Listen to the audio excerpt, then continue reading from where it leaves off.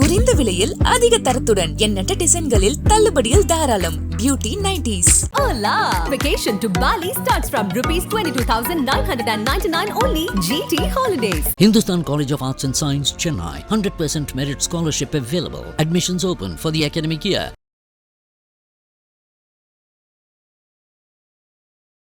இப்போ குழந்தையின்மைக்கு பெண்களும் சரி ஆண்களும் சரி என்னென்ன மாதிரி டெஸ்ட் எல்லாம் வந்து எடுத்துக்கணும்? குழந்தையின்மை அப்படின்றதே ஃபஸ்ட்டு வந்து sexual contact 1 year regular sexual contact இருந்து அதற்கப்புறம் தான். ஏன்னா நிறைய பேர் என்ன நினச்சிக்கிறாங்க, வெறும் டைம் ஃப்ரேம் தான். Point is 1 year of regular sexual contact இருந்தும் நீங்கள் கரெக்டாக பிளான் பண்ணியும் உங்களால் கன்சீவ் ஆக முடியலன்னா, அதே மாதிரி தான் செக்ஷுவல் ப்ராப்ளம்ஸ் எதையுமே அவங்க டிஸ்கஸ் பண்ணவே மாட்டாங்க. அவங்க பார்ட்னரோடையும் சரி, ஈவன் டாக்டர்ஸோடையும் சரி. நிறைய டாக்டர் பார்த்துருப்பாங்க. இன்ஃபேக்ட் நம்ம வந்து ரொம்ப டீப்பாக அதை கேட்கும்பொழுது தான் நம்மளுக்கு தெரியும், ஓகே இவங்க ப்ராப்ளம் வந்து குழந்தையின்மையே கிடையாது, இட்ஸ் ஆக்சுவலி செக்ஷுவல் ப்ராப்ளம் அப்படின்றது. கன்சீவ் ஆகுமே அபார்ஷன் ஆகிறதுக்கு என்ன காரணமாக இருக்குது? ஸோ கண்டிப்பாக 2 முறைக்கு மேலே அவங்களுக்கு அறிந்தோ அறியாமலோ மிஸ்கேரேஜ் நடந்திருக்குன்னா அதுக்கு அடுத்த ப்ரெக்னென்சி கரெக்டாக பிளான்டாக கொண்டு போக வேண்டியது ரொம்ப ரொம்ப அவசியம். ஸோ இந்த ஃப்ரீசிங் ஆஃப் எக்ஸ்னா என்னது, அந்த ப்ரொசீஜர் பற்றி கொஞ்சம் சொல்லுங்கள். நேச்சுரலாக கன்சீவ் ஆக முடியாது. ஏன்னா இந்த எக்ஸை நம்ம வெளியில் எடுத்து ஃப்ரீஸ் பண்ணியிருக்கோம் இல்லையா. ஸோ IVF மூலியமாக தான் நம்மளால் கன்சீவ் ஆக முடியும். ஸோ அப்போ அவங்களோட ஹஸ்பண்டோட விந்துக்களை எடுத்து இந்த முட்டைகளோட சேர்த்து அது ஒரு கருவாக மாறின பிறகு 2 கருக்களை எடுத்து நம்மளால் கர்ப்பப்பையில் வைக்க முடியும்.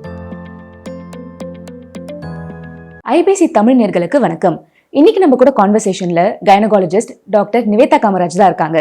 வணக்கம் மேம். வணக்கம். எப்படி இருக்கீங்க மேம்? நல்லா இருக்கேன். How are you? மேம், பொதுவாகவே குழந்தையின்மைக்கு IVF ப்ரொசீஜர் தான் ரொம்பவே ஃபேமஸாக இருக்குது. ஸோ அந்த ப்ரொசீஜர் மட்டும் தான் இருக்கா, இல்லை வேறு என்னென்ன மேம் இருக்குது, அதை பற்றி சொல்லுங்கள். ஸோ இது வந்து ஒரு ரொம்ப கன்ஃபியூஸ்டான ஒரு கருத்து. ஏன்னா எப்போவுமே நிறைய பேர் நினைக்கிறது வந்து ஃபர்டிலிட்டி சென்டர் இல்லை ஒரு குழந்தையின்மைக்காக ஒரு ட்ரீட்மெண்ட் அப்படின்னு போனோம்னா நம்மளுக்கு வந்து அட்வான்ஸ்டான IVF முறைகள் தான் செய்வாங்க, இயற்கையிலையோ இல்லை நேச்சுரலாகவோ கன்சீவ் ஆக முடியாது ட்ரீட்மெண்ட்னு போயிட்டு அப்படின்றது அப்படி கிடையாது. ஸோ குழந்தையின்மைக்கான சிகிச்சை அப்படின்றது பல வகைப்படும். ஸோ அதில் முக்கியமானது வந்து நேச்சுரலாகவும் கன்சீவ் ஆக முடியும். பட் என்ன ப்ராப்ளம் அப்படின்றத ஐடென்டிஃபை பண்ணணும் இல்லையா. ஸோ கர்ப்பப்பையில் சில பிரச்சனைகள் இருக்கலாம், சினைப்பைகளில் ஓவரீஸில் சில பிரச்சனைகள் இருக்கலாம், கருக்குழாய்களில் சில பிரச்சனைகள் இருக்கலாம், உள் சுவரில் எண்டோமெட்ரியமில் சில பிரச்சனைகள் இருக்கலாம், இல்லை ஆண்களுக்குமே பிரச்சனைகளாக இருக்கலாம், விந்துக்களோட எண்ணிக்கை, நீந்திரத்தன்மை, உருவமைப்பு, இந்த மாதிரி பல பிரச்சனைகள் இருக்கலாம். இல்லை சில பேருக்கு குழந்தையின்மைன்னு வருவாங்க, ஆனால் அவங்களோட பிரச்சனை வந்து ஒரு செக்ஷுவல் ப்ராப்ளமா இருக்கும். ஸோ இந்த மாதிரி பல பிரச்சனைகள் இருக்கலாம். முதல்ல என்ன ப்ராப்ளம், எதனால ஒரு வருடமாக அவங்க சீரான தாம்பத்தியத்துல இருந்தும் அவர்களால குழந்தை பேரு பெற முடியலன்றத ஐடென்டிஃபை பண்றதுதான் இந்த ட்ரீட்மெண்டோட ஸ்டெப்பே. அந்த டயக்னோசிஸ்க்கு ஏற்ற அவங்களோட பிரச்சனைக்கு ஏற்ற தீர்வுகள் இருக்க தான் செய்யும். நேச்சுரலா அவங்களால கன்சீவ் ஆக முடியுமா, அப்படி இல்லைன்னா வேற என்ன ப்ராப்ளம்ஸ் இருக்கு, டியூப் வந்து பிளாக் இருந்தா அதுக்கு என்ன சிகிச்சை முறைகள், இல்லை வந்து அவர்களுக்கு உள்சுவரில் ஒரு சத வளர்ச்சி, இல்லை வந்து கட்டி கர்ப்பப்பையில இருக்கு, அதற்கான தீர்வுகள், இந்த மாதிரி நிறைய ட்ரீட்மெண்ட் ஆப்ஷன்ஸ் இருக்கு. IVF அதுல கடைசி treatment option. It's an advance treatment option. சில பேருக்கு அது தேவைப்படலாம், அவர்களுக்கு நம்ம அதை பரிந்துரை செய்வோம். பட் எல்லாருக்குமே அது ஃபர்டிலிட்டியில் அதுதான் ட்ரீட்மெண்ட்ன்றது கிடையாது. இப்போ இந்த இன்ஃபர்டிலிட்டி ஒரு டேர்ம் வந்து இப்போ ரீசெண்டாக பார்த்தீங்கன்னா எல்லா இடத்துலையுமே பேசப்படுது. அதே மாதிரி ஒரு தெருவுக்கு ஒரு இன்ஃபர்டிலிட்டி சென்டர் கிளினிக் வச்சிருக்க மாதிரி தான் மேம் இருக்கு. ஏன் இப்போ இந்த ரீசெண்ட் டைம்ஸ்ல இவ்வளோ இன்க்ரீஸ் ஆகிறதுக்கு என்ன காரணமா பார்க்குறீங்க? ஸோ முக்கிய காரணம் வந்து டயக்னோசிஸ் தான். முன்னாடி காலத்திலயும் குழந்தையின்மை ஒரு பிரச்சனையாக இருந்திருக்கும், ஆனால் அது ஒரு சோஷியல் ஈவிலா இருந்தது இல்லையா. ஸோ ஒரு பெண்ணுக்கு அவங்க ஒரு கப்பலுக்கு வந்து குழந்தை இல்லைன்னா அந்த பெண்ணை தான் அதிகமாக வந்து அவங்க ஒரு நெகட்டிவான ஒரு லைட்ல பார்ப்பாங்க. அவங்களுக்கு தான் பிரச்சனை, அவங்களால தான் குழந்தை பெற்றுக்கொள்ள முடியலன்னு சொல்லி சொசைட்டியை அவங்க தள்ளி வைக்கிறதுக்கான வாய்ப்புகள்லாம் இருந்திருக்கு முன்னாடி. ஸோ ஸ்லோலி பட் ஷுவர்லி இப்போ எல்லாமே மாறிட்டு வருது. சுகர், BP கூட முன்னாடி பரவலாக இருந்திருக்கலாம். இப்போ நம்ம சொல்றோம் அப்பெல்லாம் வந்து உணவு முறைகள் நல்லா இருந்தது, யாருக்குமே பிரச்சனைகள் இல்லை அப்படின்னு. பட் எத்தனை சென்டர் இருந்தது செக் பண்றதுக்கு, இந்த பிரச்சனை உங்களுக்கு சுகர் இருக்குன்னு யாருக்கு தெரியாது. அப்பெல்லாம் ஏர்லியராகவே இறந்து கொண்டிருந்தாங்க. மோர்டாலிட்டி ரேட், மார்பிடிட்டி ரேட் ரொம்ப வந்து ஹையா தான் இருந்தது. இப்போ அதெல்லாம் சேஞ்ச் ஆகிட்டே வருது. ஏன்னா பிகாஸ் ஆஃப் டயக்னோசிஸ் நம்ம அதிகமாக டெஸ்ட் பண்றோம், அதிகமாக கண்டுபிடிக்கிறோம், அதனால ஸ்டாட்டிஸ்டிக்ஸ் அதிகமாயிட்டே வருது. இப்போவும் வந்து ஃபர்டிலிட்டியும் இஸ் லைக் தட். நம்ம அதிகமாக டெஸ்ட் பண்றோம், ஸோ நம்மளுக்கு தெரியும் அவங்களுக்கு இந்த பிரச்சனைகள் இருக்குன்னு. அது மட்டும் இல்லாமல் நம்ம லைஃப் ஸ்டைல் மாறி இருக்கு இல்லையா, நம்ம உணவு முறைகள், நம்மளோட ஒரு உடற்பயிற்சி கிடையாது, எல்லாமே செடென்ட்ரியான லைஃப் ஸ்டைல் தான், உட்கார்ந்து வேலை பார்க்குற மாதிரியான வேலைகள் தான் அதிகமாக இருக்குது. ஸோ அண்ட் உணவுகளும் வந்து ஃபாஸ்ட் ஃபுட், ப்ராசஸ்ட் ஃபுட் இப்படி மாறிட்டு வருது. ஸோ அப்படி மாறும் பொழுது இந்த ஹார்மோனல் சேஞ்சஸ் வர்றதுனால ஆஃப்கோர்ஸ் நிறைய பேருக்கு வந்து குழந்தையின்மையினால பாதிக்கப்படுறாங்க. ஸோ அதனால நிறைய சென்டர்ஸ், நிறைய டெஸ்டிங் சென்டர்ஸ் வர்றதுக்கான வாய்ப்புகள் இருக்கு. பட் தேர்ந்தெடுக்கிறது லைக் இப்போ உங்களுக்கு ஒரு கம்ஃபர்டபுளான ஒரு கரெக்டாக உங்களால கம்யூனிகேட் பண்ணக்கூடிய ஒரு டாக்டரை தேர்ந்தெடுக்கிறது. ஸோ அந்த சென்டர்ஸ்ல கரெக்டான இன்ஃப்ராஸ்ட்ரக்சர் இருக்கா, பண்ணக்கூடிய எல்லா டெஸ்டிங்க்கும் ஃபெசிலிட்டிஸ் இருக்கா, அங்கேயே பண்ணக்கூடிய கரெக்டான ஒரு ஸ்பெஷலிஸ்ட் இருக்காங்களா, அவங்களுக்கு கரெக்டான எக்ஸ்பீரியன்ஸ் இருக்கா அப்படின்னு பார்த்து ட்ரீட்மெண்ட் எடுக்க வேண்டியது அவசியம். அதே மாதிரி இப்போ பேபிக்கு ட்ரை பண்ணுறாங்கன்னா அவங்க என்னென்ன ஸ்டெப்ஸ்லாம் வந்து ஃபாலோ பண்ணணும் மேம்? ஃபுட் ஆகட்டும், லைஃப் ஸ்டைல் ஆகட்டும், என்ன மாதிரி சேஞ்சஸ் கொண்டு வரணும்? ஸோ சேஞ்சஸ்ன்றது இப்போ நம்ம ஒரு குழந்தைக்காக அப்படின்றது மட்டுமே ஒரு கான்செப்டாக இருக்கக்கூடாதுன்னு தான் இன்ஃபர்டிலிட்டி நம்ம சொல்கிறது. ஏன்னா எப்பவுமே எல்லாரும் சொல்கிறது குழந்தைக்காக நான் வந்து வெயிட் கம்மி பண்ண போகிறேன், ஒரு ப்ரெக்னென்சிக்காக நான் வந்து ஒரு ரெகுலர் செக்ஷுவல் கான்டாக்டில் இருக்க போகிறேன், இது மாதிரி ஒரு மைண்ட் செட் இருக்கும். பட் அந்த மைண்ட் செட்டே தவறானது. நீங்கள் உங்கள் லைஃப்பில் உங்கள் ஹெல்த்துக்காகவே நீங்கள் ஹெல்த்தியாக இருக்கணும் இல்லையா, அந்த ஹெல்தி ப்ராக்டிசஸை ஃபாலோ பண்ணும். ஸோ அந்த டைமில் ஒரு ப்ரெக்னென்சி அப்படின்றது அமைஞ்சதுன்னா of course it will be healthier. So பண்ண வேண்டிய விஷயங்கள் அப்படின்னு பார்த்தா முதல்ல ப்ராப்பரான டயட். ஸோ நிறைய டைப்ஸ் ஆஃப் டயட்ஸ் இருக்குது இப்போ இருக்க காலகட்டத்தில். பட் கோ ஃபார் சம்திங் சஸ்டெயினபிள்னா உங்களால் ஈஸியாக அதை வாங்க முடியும், அதை உபயோகிக்க முடிகிற மாதிரியான பொருட்களை முதல்ல தேர்ந்தெடுக்கணும். அண்ட் அது ஹெல்தியராக இருக்கும் போது இட்ஸ் பெட்டர். அதாவது நார்ச்சத்து அதிகமாகவும் புரதச்சத்து ஹை ப்ரோட்டீனாகவும் இருக்கிறது இஸ் ஆல்வேஸ் பெட்டர்.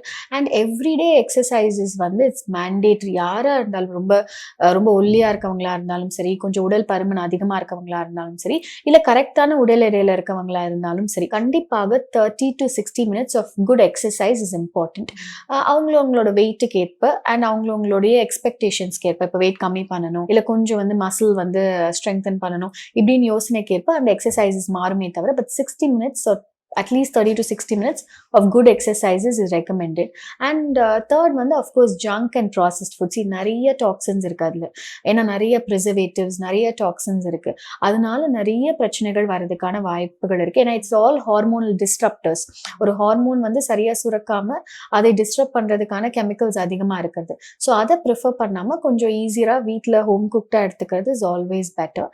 அண்ட் மற்றபடி வந்து உங்களோட ரெகுலராக வந்து ஒரு செக் பண்ணி, அதாவது சுகர்ஸ், பிபி, தைராய்டு இதெல்லாம் இருந்தால் கண்ட்ரோல்ல வச்சுக்கிறது, இல்லைன்னா அது வராமல் ப்ரிவென்ட் பண்ணிக்கிறது இஸ் அப்சல்யூட்லி இம்பார்ட்டன்ட். இப்போ குழந்தையின்மைக்கு பெண்களும் சரி ஆண்களும் சரி என்னென்ன மாதிரி டெஸ்ட் எல்லாம் வந்து எடுத்துக்கணும்? ஸோ குழந்தையின்மை அப்படின்றதே ஃபர்ஸ்ட் வந்து sexual contact 1 year regular sexual contact இருந்து அதற்கப்புறம் தான். ஏன்னா நிறைய பேர் என்ன நினைச்சுக்கிறாங்க, வெறும் டைம் ஃப்ரேம் தான், எங்களுக்கு மேரேஜ் ஆயிட்டு 1 year ஆயிடுச்சுன்னு சொல்லுவாங்க.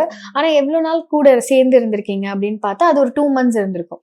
ஹஸ்பண்ட் வெளிநாடுல இருந்திருப்பாங்க, இல்லை இவங்க வந்து வேற எங்கேயோ படிச்சுட்டு இருந்திருப்பாங்க, இப்போ 2 மாசமா தான் சேர்ந்தே இருந்திருப்பாங்க. But they are scared because அந்த டைம் வந்து 1 year ஆயிடுச்சு, மேரேஜ் ஆகி 1 year ஆயிடுச்சு. ஸோ அது வந்து கிரைட்டீரியா கிடையாது.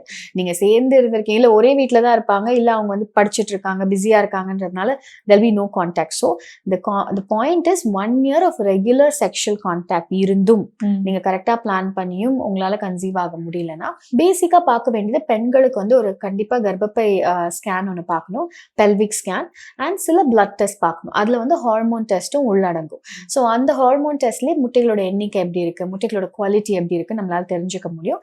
And few other extra tests like thyroid, sugars, hemoglobin இதெல்லாம் பார்க்க வேண்டியது அவசியம். ஆண்கள் பொறுத்த வரைக்கும் அவங்களுக்கு ஒரு 7 டெஸ்ட் பண்ண வேண்டியது இஸ் இம்பார்ட்டன்ட். அதுலேயே விந்துக்களோட எண்ணிக்கை, நீந்திர தன்மை, உருவமைப்பு இது எல்லாமே நம்மளுக்கு தெரிஞ்சிடும். பட் அவங்களுக்கு வேற ஏதாவது பிரச்சனைகள் இருந்தா only when you meet a doctor உங்களால பேச முடியும் அண்ட் அவங்க உங்களுக்கான டெஸ்ட்டை பரிந்துரை செய்யணும். நான் சொன்ன டெஸ்ட் வந்து இஸ் பேசிக், பட் பிரச்சனை வேறையாக இருக்கலாம்.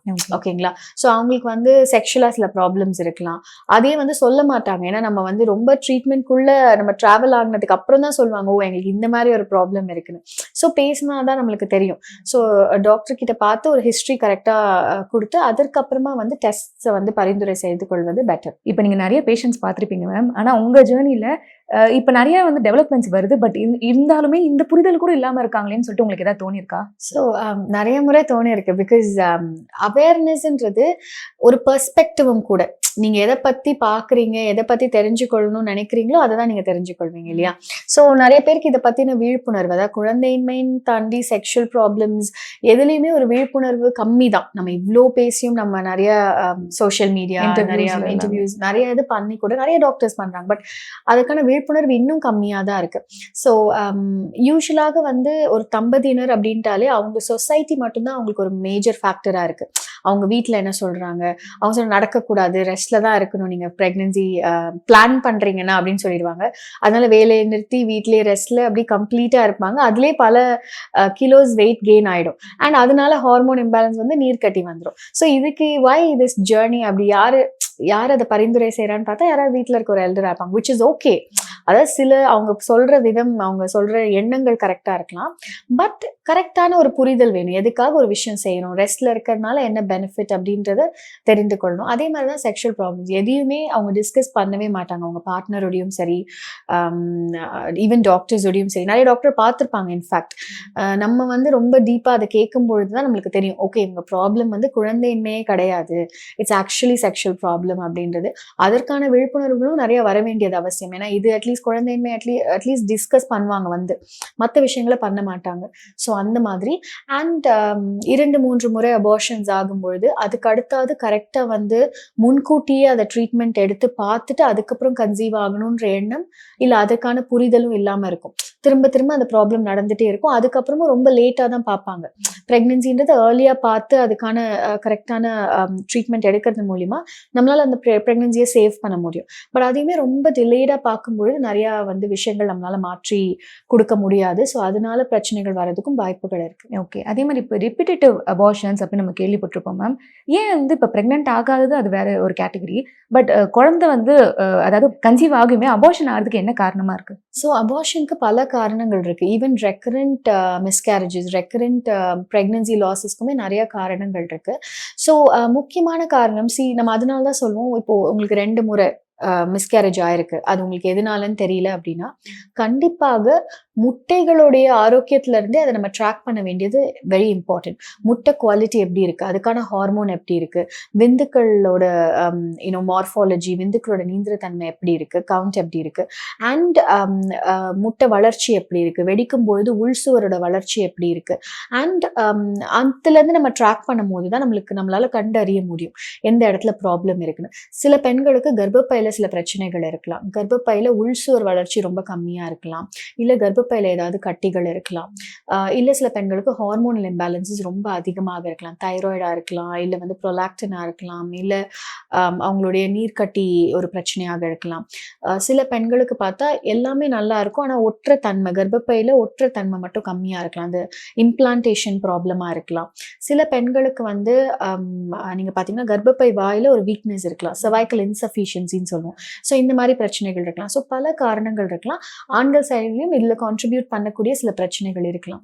ஸோ கண்டிப்பாக 2 முறைக்கு மேல அவங்களுக்கு அறிந்தோ அறியாமலோ மிஸ்கேரேஜ் நடந்திருக்குன்னா அதுக்கு அடுத்த பிரெக்னன்சி கரெக்டா பிளான்டா கொண்டு போக வேண்டியது ரொம்ப ரொம்ப அவசியம். அப்பதான் நம்மளால ஒரு விஷயத்த வந்து இம்ப்ரூவ் பண்ண முடியும், இல்லை அந்த பிரெக்னன்சியை சேவ் பண்ண முடியும். ஏன்னா நிறைய பேர் என்ன நினைச்சுக்கிறாங்கன்னா பிரெக்னென்ட் ஆனதுக்கு அப்புறம் நம்ம டாக்டர் கிட்ட போகலாம், அப்போ எல்லாம் கரெக்ட் பண்ணிடலாம் அப்படின்னு. ஸோ அது அப்படி கிடையாது. எம்ப்ரியோட குவாலிட்டியை டிசைட் பண்றது முட்டையும் விந்தும் தான். அதனோட குவாலிட்டியில இருந்தே நம்ம அதை பார்க்க ஆரம்பிச்சா மட்டும்தான் நம்மளால அந்த பிரெக்னன்சியை வந்து ஒரு ஹெல்தியா கொண்டு போக முடியும். அந்த இடத்துல ஆரம்பிச்சாதான் கொண்டு போக முடியும். நம்ம அடுத்து அது எம்ப்ரியோலாம் ஃபார்ம் ஆகி ஒட்டி ஒரு குழந்தையா வளர ஆரம்பிச்சதுக்கு அப்புறம் நம்ம போய் செய்யும் பொழுது சில விஷயங்களை மட்டும்தான் நம்மளால ஹெல்ப் பண்ண முடியுமே தவிர கம்ப்ளீட்டா அந்த குவாலிட்டியை நம்மளால ரெக்டிஃபை பண்ண முடியாது. இப்போ லேட்டஸ்டா நிறைய ஹீரோயின்ஸ் வந்து சொல்லிட்டு இருக்காங்க, அதாவது வந்து என்னோட கருமுட்டைகளை வந்து நான் ஃப்ரீஸ் பண்ணியிருக்கேன் அப்படின்னு சொல்லிட்டு. ஸோ இது வந்து நம்ம வெஸ்டர்ன் கண்ட்ரீஸ் நம்ம பார்த்துருப்போம், இப்போ நம்ம நாட்டிலுமே சர்வசாதாரணமா ஆயிடுச்சு. ஸோ அந்த ஃப்ரீசிங் ஆஃப் எக்ஸ்னா என்னது, அந்த ப்ரொசீஜர் பத்தி கொஞ்சம் சொல்லுங்க மேம். ஸோ எக் ஃப்ரீசிங்ன்றது ஒரு வரவேற்கத்தக்க ஒரு விஷயம் தான். ஏன்னா வந்து இப்போ நம்ம இருக்கிற சொசைட்டில பார்த்தோம்னா பெண்களும் வேலைக்கு போறாங்க, அண்ட் அவங்களுக்கும் கேரியர்ல நிறைய கோல்ஸ் இருக்கு, அவங்களும் வந்து அடுத்தடுத்த லெவல் போகணும்னு ஆசைப்படுறாங்க. அண்ட் அதற்கான ஏஜ் ஃபேக்டர்னு ஒன்று இருக்கு இல்லையா. ஸோ எல்லாத்தையும் ரொம்ப யங் ஏஜ்ல இப்போ 25 வயசுக்குள்ளே எல்லாரும் அதை அச்சீவ் பண்ணணும்னு நம்ம எக்ஸ்பெக்ட் பண்ண முடியாது. ஸோ அந்த மாதிரி விஷயங்கள் இருந்தாலோ இல்லை சில ஃபேமிலி இஷ்யூஸ்னால ஃபேமிலி ப்ராப்ளம்ஸ்னால அவங்க வந்து ரொம்ப லேட் மேரேஜ் தான் பண்ண முடியுது சூழ்நிலைகள்னால அப்படின்னா ஒரு காலகட்டத்தில் அவங்களாலாம் கன்சீவ் ஆகவே முடியாது அவங்களோட கருமுட்டைகள் வைத்தே. ஆனால் இப்போ அந்த ஆப்ஷன் இருக்குது. உங்கள் ஃபேமிலியில் நிறையா பிரச்சனைகள் இருக்குது, லேட்டாக தான் நீங்கள் மேரேஜே பண்ணுற மாதிரி ஒரு விஷயம் இருக்கும், இல்லை நீங்களே வந்து உங்களோட கோல் செட் பண்ணி உங்களுக்கு ஒரு டிலேடான மேரேஜ் தான் நீங்கள் யோசிக்கிறீங்க, இல்லை வேறு பிரச்சனைகள் இருக்குது, லைக் உங்களுக்கு வந்து கேன்சர் போன்ற பிரச்சனைகள் இருக்குது. ஸோ அந்த மாதிரி கீமோதெரப்பிலாம் எடுக்கும்பொழுது ரேடியோ தெரப்பி எடுக்கும்போது முட்டைகளோட எண்ணிக்கை கம்மியாகும். ஸோ அதுக்கு முன்னாடியே நான் வந்து என்ன பண்ணுறது, so I want to freeze my eggs, or நான் எக்ஸை ஃப்ரீஸ் பண்ணிட்டேன்னா I can later use my எக்ஸ்ன்ற கான்செப்ட் இப்போ வருது. ஸோ அப்படி இருக்கும்போது இவ்வளோ பெனிஃபிஷியலாக இருக்கிறத யூட்டிலைஸ் பண்ணிக்கலாம், of course for the right reasons. So இதோட ஃபார்மேட் இது எப்படி பண்ணுறாங்க அப்படின்னு பார்த்தோம்னா, ஸோ முட்டை வளர்ச்சிக்கான இன்ஜெக்ஷன்ஸ் நம்ம முதல்ல கொடுப்போம். இந்த இன்ஜெக்ஷன்ஸ் மூலியமாக முட்டைகள் வளர ஆரம்பிக்கும். ஸோ ஒரு 3-4 முட்டைகள் வளருதுன்னு வைத்துக்கொள்ளுங்க. ஸோ அந்த 4 முட்டைகளையுமே வளர்றதுக்கான இன்ஜெக்ஷன்ஸ் ரெகுலராக கொடுத்துட்டே இருப்பாங்க. எல்லாமே வளர்ந்து ஒரு பர்டிகுலர் சைஸ் வந்ததுக்கப்புறம் ஆட்டோமேட்டிக்காக அதுவை வெடிக்க விடாமல் நம்ம வந்து வெடிக்கிறதுக்கான இன்ஜெக்ஷன் கொடுத்து அதை இமீடியட்டாக நம்ம வந்து அடி வழியாக ஒரு சின்ன நீடில் மாதிரி போட்டு மயக்கம் கொடுத்து ஒரு நீடில் போட்டு அது வழியாக நம்ம வெளியில் எடுத்துருவோம். ஸோ 5 முட்டைகள்னா 5 டெஸ்ட் டியூப்ல நம்ம அதை கலெக்ட் பண்ணிட்டு அதற்கப்புறம் அந்த முட்டைகளோட கிரேட் எப்படி இருக்குது அப்படின்றத நம்ம பார்த்து அதை ஃப்ரீஸ் பண்ணி நம்ம வச்சிருவோம். நல்ல கிரேட்ல இருக்க முட்டைகளை வந்து நம்ம ஃப்ரீஸ் பண்ணி we will keep it. So ஒருவேளை அந்த பெண் வந்து ஒரு 3-4 இயர்ஸ்க்கு அப்புறமா ஓகே நம்ம வந்து ப்ரெக்னன்சி பிளான் பண்ணலாம் அப்படின்னு நினைக்கும் பொழுது நேச்சுரலாக கன்சீவ் ஆக முடியாது. ஏன்னா இந்த எக்ஸை நம்ம வெளியில் எடுத்து ஃப்ரீஸ் பண்ணியிருக்கோம் இல்லையா. ஸோ ஐவிஎஃப் மூலியமாக தான் நம்மளால கன்சீவ் ஆக முடியும். ஸோ அப்போ அவங்களோட ஹஸ்பண்டோட விந்துக்களை எடுத்து இந்த முட்டைகளோட சேர்த்து அது ஒரு கருவாக மாறின பிறகு 2 கருக்களை எடுத்து நம்மளால கர்ப்பப்பையில வைக்க முடியும். ஸோ அவங்களால ஒரு ட்வின்ஸ் பிறக்கலாம், இல்லை ஒரு குழந்தையாக பிறக்கலாம். So that's a possibility. இப்போ என்ன ஆகும்னா, ஒருவேளை இந்த பெண்ணுக்கு வந்து 38 வயது ஆகுதுன்னா கூட இந்த முட்டைகள் வந்து இன்னும் 25 வயதிற்குரிய முட்டைகள் தான் இல்லையா, ஆரோக்கியமான முட்டைகள். ஸோ அதனால அதனுடைய செயல்பாடு நல்லா இருக்கும், அது ஆரோக்கியமான ஒரு குழந்தையா இருக்கும். பட் ஒருவேளை 38 வயசுல தான் அவங்க பிரெக்னன்சியே பிளான் பண்றாங்கன்னு வச்சுக்கோங்க, இந்த எக்ஸ் ஃப்ரீஸ் பண்ணாம. ஸோ அப்போ என்ன ஆயிடும்னா, முட்டைகளோட குவாலிட்டி ரொம்ப கம்மியாயிடும். அவங்க வயதை விட, அவங்க ஏஜிங்கை விட முட்டைகளோட தோற்றமும் சரி செயல்பாடும் சரி ரொம்ப ரொம்ப கம்மியா இருக்கும். ஸோ அப்படி இருக்கும் பட்சத்துல வந்து அவர்களால வந்து அந்த ஏஜ்ல வந்து அவர்களால வந்து நேச்சுரலா கன்சீவ் ஆகிறதுலயும் ஒரு பிரச்சனை இருக்கும்.